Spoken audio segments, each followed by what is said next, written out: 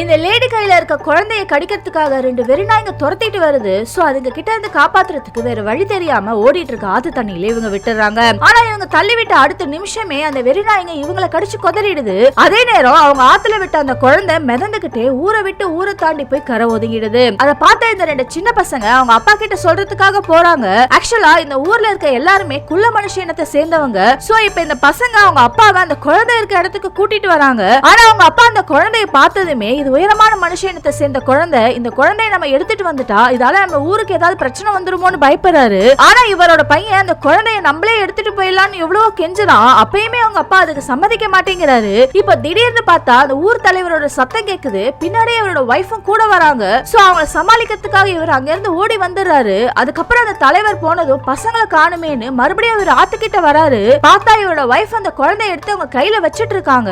இவரே எவ்வளவோ சொல்லி பாக்குறாரு. ஆனா அவங்க இந்த குழந்தை ரொம்ப சின்ன குழந்தையா இருக்கவும் ஆத்துக்கிட்ட விட்டுட்டு போக மனசு இல்லாம அவங்க கூட்டிட்டு வீட்டுக்கு வந்துடுறாங்க.